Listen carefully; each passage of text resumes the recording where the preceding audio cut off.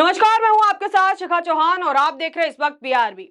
वक्फ board bill के मामले ने राजनेताओं की टेंशन बढ़ा दी है। आए दिन वक्फ बोर्ड बिल का मुद्दा तूल पकड़ता जा रहा है। जहां एक तरफ बीजेपी बिल को पास कराने पर अड़ी है, तो वहीं दूसरी ओर all India Muslim personal law board भी सरकार को लगातार चेतावनी देता नजर आ रहा है। इस मुद्दे ने सियासी गलियारों में इतनी आग पकड़ ली है कि अब ओवैसी और अरशद मदानी सहित तमाम नेताओं को मैदान में आना पड़ गया। क्या कुछ कहा उन्होंने वो भी आपको आगे बताएंगे, लेकिन उससे पहले इस मामले में क्या कुछ नई अपडेट है जरा वो सुनिए। देखिए, कर्नाटक विधानसभा में सरकार ने वक्फ बिल का जो है बहिष्कार कर दिया है। सरकार के द्वारा इस बिल का पूरी तरीके से बहिष्कार कर दिया गया है। कर्नाटक में सरकार के बिल के खिलाफ एक प्रस्ताव पारित कर पास कर दिया गया है। इस प्रस्ताव में साफ साफ वक्फ बोर्ड बिल को कर्नाटक में लागू न किए जाने की बात कही गई है। और इसी दौरान विधानसभा में विपक्ष ने जमकर हंगामा किया। कर्नाटक विधानसभा ने बुधवार को वक्फ संशोधन विधेयक के खिलाफ एक प्रस्ताव पारित किया। यह प्रस्ताव राज्य के कानून मंत्री एच.के. पाटिल ने पेश किया। वक्फ संशोधन विधेयक जो है वक्फ संपत्ति और प्रशासन से संबंधित प्रावधानों में संशोधन करना चाहता है। वहीं एच.के. पाटिल ने कहा कि यह विधेयक राज्य के लोगों के आकांक्षाओं के खिलाफ है। आपको बता दें कि कर्नाटक में कांग्रेस की सरकार है, तो विपक्ष यानी कि बीजेपी के विधायकों ने इस पर सहमति नहीं जताई, जिसके चलते सदन में बड़ा हंगामा हुआ और विधानसभा में हंगामे के बाद 18 भाजपा के विधायकों को निलंबित कर मार्शलों ने बाहर निकाला। कैसे विधायकों को सदन से बाहर फेंका जा रहा है, आपको बता दें कि विधायकों का सदन में अनियंत्रित व्यवहार करने पर 6 महीने के लिए निलंबित कर दिया गया है। देखिए, ऐसा पहली बार नहीं हुआ है कि किसी भी राज्य में सरकार के खिलाफ जाके कोई प्रस्ताव पारित किया गया हो। आपको याद दिलाती हूं कि इससे पहले भी बिहार के सीएम नीतीश कुमार भी सरकार के खिलाफ जाके एनआरसी के मुद्दे पर सदन में बिल लेकर आए थे। इसकी जो है लेकर आए थे कि एनआरसी पूरे देश में लागू हो, लेकिन बिहार में ये लागू नहीं की जाएगी।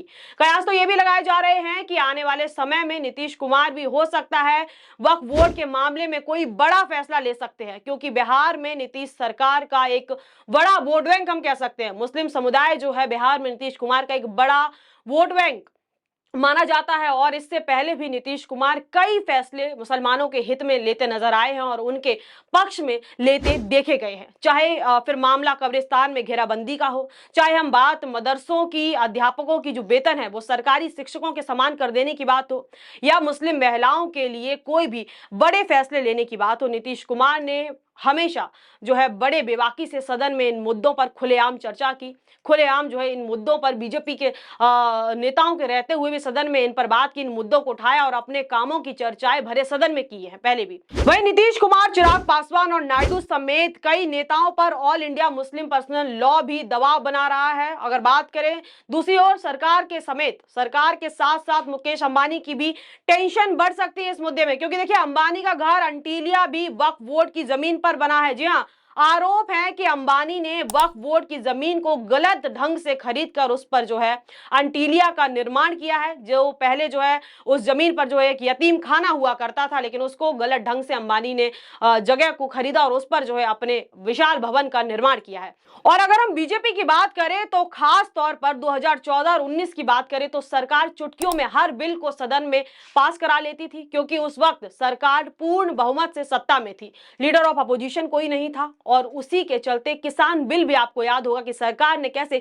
चुटकियों में सदन के अंदर इस बिल को पास कराने का काम किया था। तो 24 आते आते हालात पूरी तरीके से बदल गए। सरकार बैसाखियों के दम पर सत्ता पर है, पूर्ण बहुमत प्राप्त नहीं है, कोई भी बिल सदन में पास नहीं करा पाई है। सारे बिल जो है सदन में आते हैं, फिर उसके बाद जेपीसी में जाते हैं, जेपीसी में भेजती है सरकार, और जेपीसी में जाने के बाद तमाम बैठकें होती हैं, उन पर तमाम जो है बातचीत होती है उन पर, लेकिन बिल पास नहीं होते हैं। कारण क्या है? कारण है कि स्ट्रॉन्ग विपक्ष, और विपक्ष में सांसदों की संख्या का ज्यादा होना, लीडर ऑफ अपोजिशन का होना जो कि पहले नहीं थे, बिल का जेपीसी में जाना, तमाम बैठकें होना, लेकिन बिल का पास नहीं होना।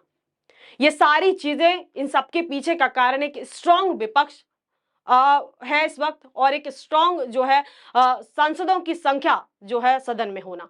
अब बिल में विवाद क्या है एक बार वो भी फिर से सुनिए। देखिए, विवाद वक्फ समिति में जो है नॉन मुस्लिम सदस्य का होना अनिवार्य, बोर्ड में जो है, जो वक्फ बोर्ड है उसमें एक नॉन मुस्लिम सदस्य का होना अनिवार्य कर रहा है। इस जो नया बिल है इसमें ये जो है एक पॉइंटर है। दूसरा इसमें क्या है, डीएम का हस्तक्षेप होना इसमें।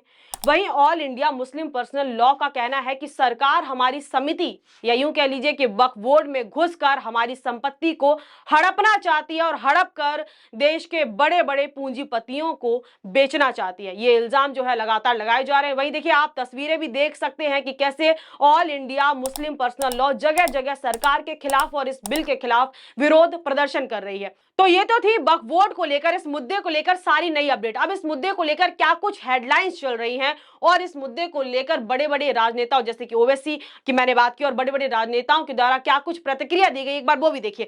हेडलाइंस देखिए, कर्नाटक विधानसभा में हंगामे के बाद 18 भाजपा विधायक निलंबित, मार्शलों ने बाहर निकाला। दूसरा देखिए हेडलाइन, और कर्नाटक विधानसभा में केंद्र के वक्फ संशोधन विधेयक के खिलाफ प्रस्ताव पास, बीजेपी ने किया बायकॉट। वही देखिए ओवैसी क्या कह रहे हैं इस पूरे मामले पर। ओवैसी का कहना है, हम चंद्रबाबू नायडू, नीतीश कुमार और चिराग पासवान को मुस्लिम विरोधी वक्फ बिल का समर्थन न करने को चेता रहे हैं। अगर इस नाजुक वक्त में आप इस बिल का समर्थन करेंगे तो मुसलमान आपको कभी भी जो है माफ नहीं करेंगे। वहीं देखिए अरशद मदानी है, वो क्या लिख रहे हैं सोशल मीडिया हैंडल एक्स पर, सांकेतिक विरोध के रूप में खुद को सेकुलर कहने वाले नीतीश कुमार, नायडू और चिराग पासवान जैसे नेताओं की इफ्तार, ईद, मिलन और अन्य आयोजन में शामिल नहीं होगी जमीयत उलमा ए हिंद।